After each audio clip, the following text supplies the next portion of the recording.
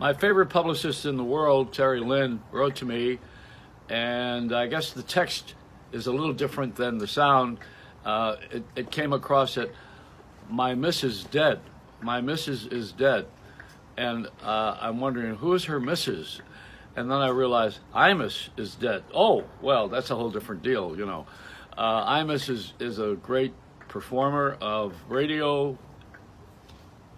Shock jock, I think, is a bad term. He's an entertainer, and he was born and raised to be just what he did. Give everybody hours of fun and pleasure, and he was growling and complaining long before it was fashionable on the radio. But I did that too earlier. This is nobody is original. The only thing original is sin. But I learned a lot, and I became known as the first shock jock. But I was picking on management all the time, and I think Howard Stern was doing a lot of sexuality stuff, and Imus was picking on mostly the government.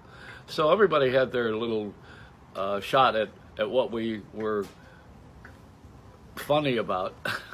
I thought, we're comedians, if you really want to know. I mean, everybody is like Steve Allen and Jack Parr, Johnny Carson. We're all comedians at heart, and we're ironic at times, which is not funny, but we're also funny at times, which is not ironic.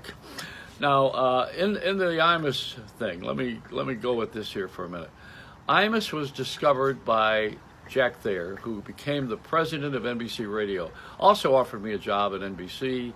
In the earlier days, he had me meet him at 6 a.m. at Rockefeller Center at a restaurant because he wanted to make sure I was sober. Because back in those days, we were using a lot of drugs and alcohol, and that was what made us outrageous on the air, they thought. Anyway, I showed up sober, but he still didn't give me the job.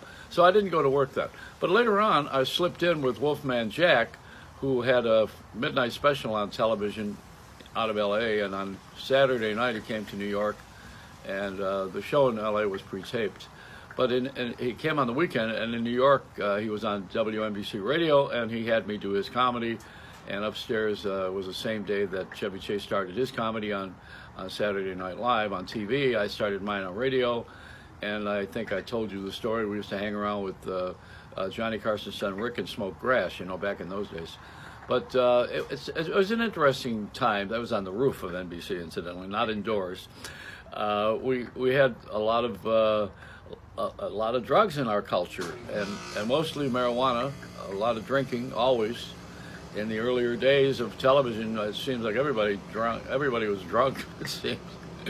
But back to the story. So Imus had captured everybody's imagination, and when I was on with Wolfman, they offered me full time at NBC, and he talked them out of hiring me, and he didn't want anybody to compete with him at that time. He was the king of the airwaves, and it was reported to me that he pushed me out of there. I was a threat to him. Then years later, of course, Howard Stern became a threat to him, and they had their war on the air, and you'll have to ask Howard to tell his side of the story. But whatever the case, I forgave Imus a long time ago, and then I worked with him when I was there with Soupy Sales in the middays, Imus in the morning, I was on in the afternoon, and I approached him on that subject of edging me out, and we all made nice. Imus was also a horrible drunk and drug guy, but he got sober. And I got sober now, 39 years, I think it's coming up on 40. And so Imus was in that crowd, and so was Jack Thayer, who got sober also. But we all had that in common. Jack incidentally invented something, I always loved the title of it for talk radio in L.A. He called it two-way radio. I don't think anybody has used that since, with the telephones and talking to the jock on the air and the jock talking to the public and complaining. I don't think we have used that in a long time. Anyway, Imus is a really good entertainer, and I liked working with him. A couple of things that happened which were not fun. I was with Casey Kasem and backing Jesse Jackson, who married Casey Kasem. Not physically, I mean he performed the ceremony. He and Gene, and I attended the Jesse Jackson for President party at Casey's house in L.A. in Beverly Hills at the time. And I think I had him on the air I had Jesse on the air. I had Casey's wife on the air.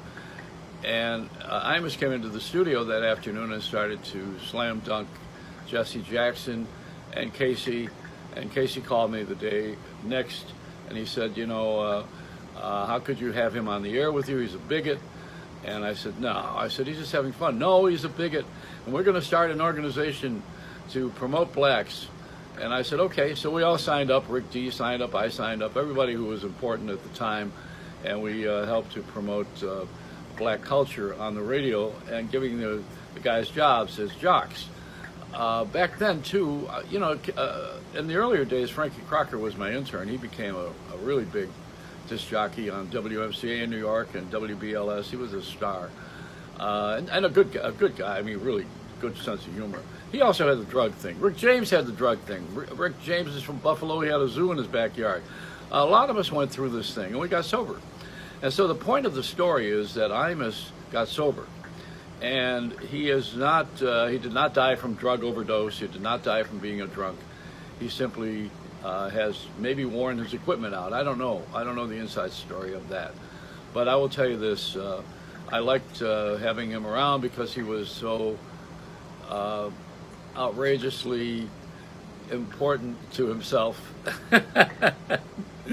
His ego was bigger than the room, but I liked that. And he and Soupy, they kind of kept their distance. The three of us were the big peacocks at WNBC for a while, thanks to program director Dale Parsons, who put us all together after Howard Stern left months earlier. And I'll tell you something, it was a great ride, and the tragedies were Imus not getting sober and then getting worse. They sent him away for a while, then he came back and he cleaned up quite a bit. I think that whole issue has been the one that should be said about him, because I don't know why, or he hasn't told the story. I haven't seen it publicly, but he could have told his story. Now that he's dead, we can tell it, but I think it's significant, that he did sober up.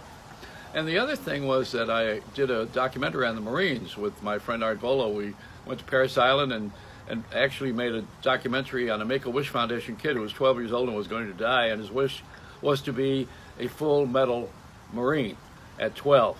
And they gave him the dress and the ceremony. And so I did a documentary about it, and I asked Imus to narrate it because he was a Marine. And he was out of work at the time and said that he would do it, but he wound up not being available because I think at that time he went over to WABC after 8 months of not being anywhere. And I asked Ed Asner to do it, and Ed didn't like promoting the Marines because of George Bush being president. He didn't favor him. He says, I don't want to make him look good in any way or shape. So all this politics kept getting in the way of everything, And I stayed out of the politics of it till now. Now I'm political with this, I learned it the other way, that you lose half the audience when you choose a Republican or a Democrat.